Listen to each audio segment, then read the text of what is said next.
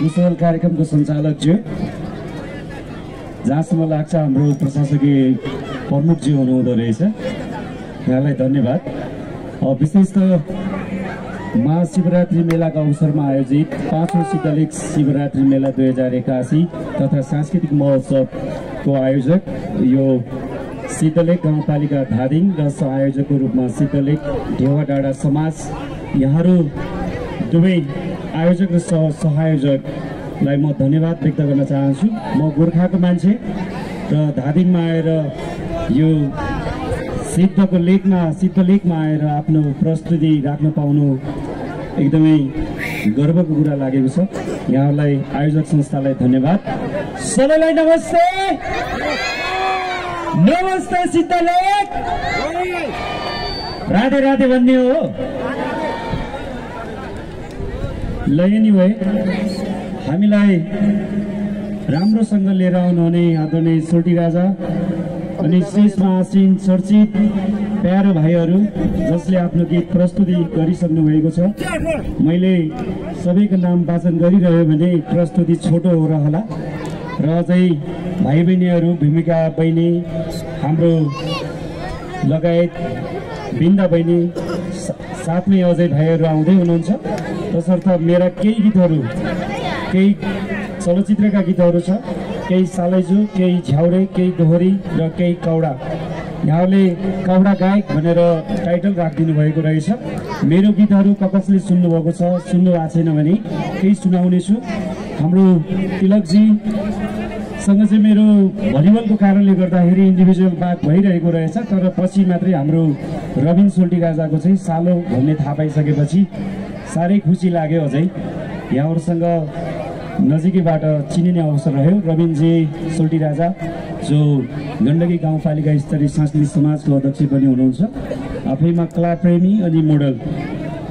ल एकचोटि सबैले सिद्धलेख माइकी जय भन्नुहोस् है। हात माथि उठाउनुहोस् त, माथि उठाउनुहोस् सबैले है। सिद्धलेख माइकी, अलि आओस्, अलि ठुलो। सिद्धलेख माइकी। अब एकचोटि सिद्धलेख माइकी। हो, अब यसरी नाच्नुपर्छ है त। मेरो कौडा गीत तपाईँहरूले सुन्नुभएको गीत सुन्नु भएको छैन भने हे कानाछी ढल्क्यो जवान माइते नभुल, यो गीत चाहिँ कौडा गीत हो। विशेष गरेर गोर्खा, तनहुँ र नवलपुरमा अलिकति प्रचलित हो। र दोहोरी गीत पछिल्लो समय गाएको गीत गाउँमा घर बेसीमा खेत हुन्थ्यो बेट मैले चाहिँ सम्झे त, डाँडा काँडा समीको रुख सम्झे दुःख नसम्झे है सुख मौसम सोल्टी। र हामीले सँगै गाएका छौँ भयो भेट रोदीमा अनि लाहौरे फुली, सालीजु गीत जस्ता थुप्रै गीतहरू छ। कस्तो गीत सुन्ने तपाईँहरू? सुरुमा कस्तो गीत सुन्नुहुन्छ? उठबस गर्ने हुन्छ भने बिस्तारै उठबस गरौँला। कृपया यति मिठो साउन्ड सिस्टमका साथीहरू तपाईँहरूलाई पनि धन्यवाद। ल अलि छिटो हेर्नुहोस् त, प्रोग्राम ओन्लीमा जानुहोस्।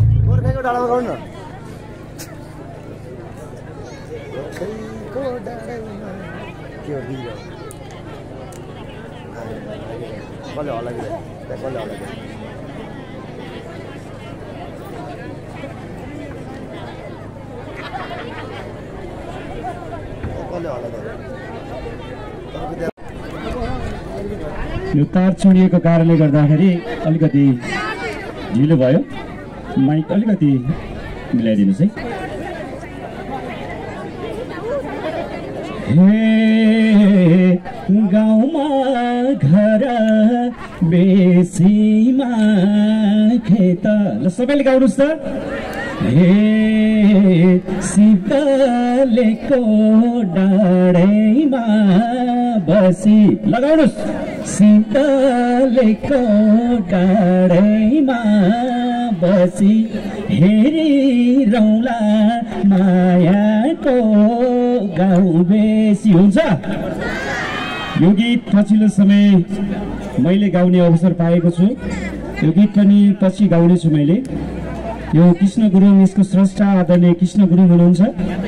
उहाँलाई पनि सम्झिन्छु। मैले प्राय अरूको गीत गाउने गर्दिनँ, एउटै मात्र गीत चाहिँ मैले लास्टमा गाउनेछु यहाँलाई। अहिलेलाई प्रोग्राम ओन्लीमा जानुहोस् है हजुर।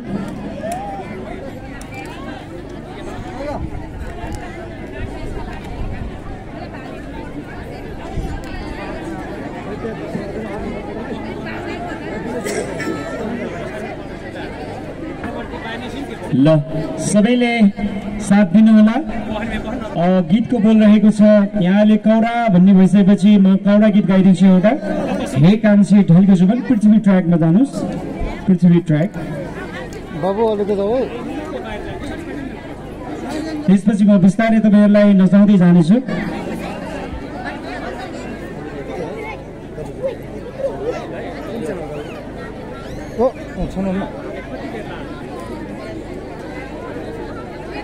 ल सबैको सपोर्ट हल्ला चाहिन्छ है। सुरुबाट बजाइन्छ।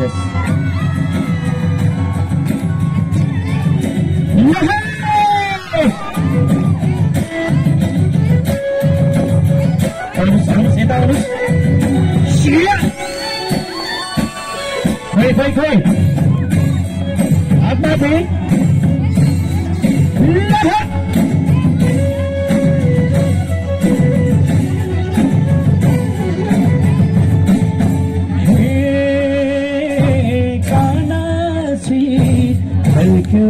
जोबान माइतैन भोगी होइन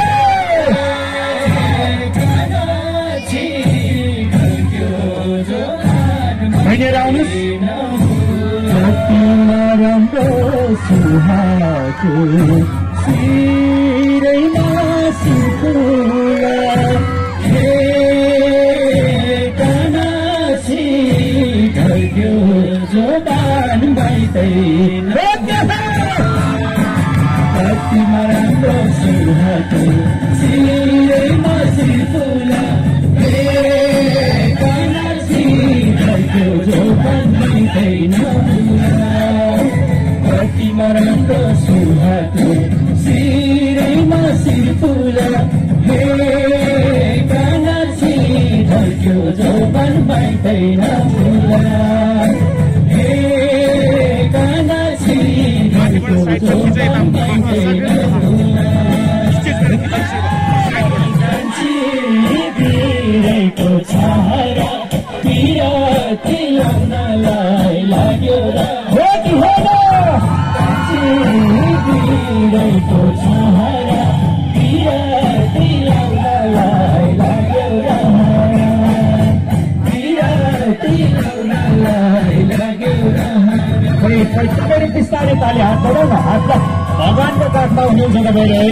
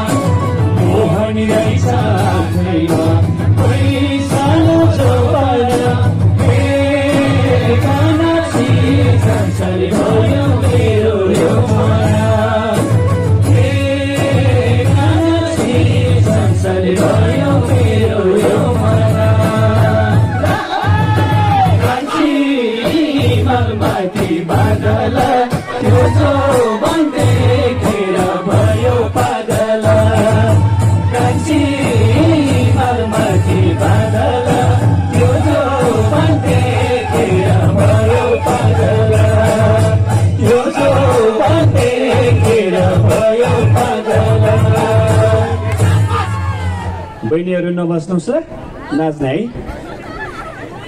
लौकी सबै जो लगाइदिनु होला। लाहुरे फुली है।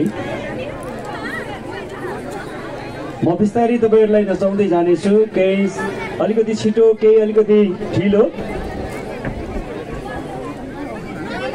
अन्य चर्चित अनुहारहरू पनि स्टेजमा आइसक्नु भएको छ। ल है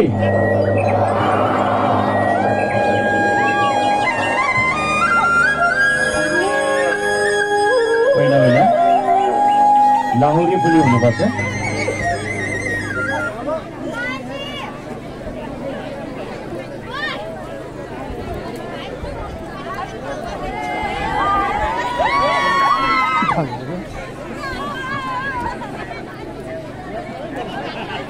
भेटाउनु भएन?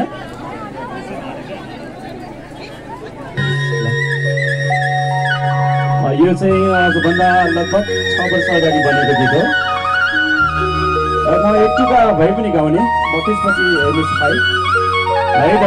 ल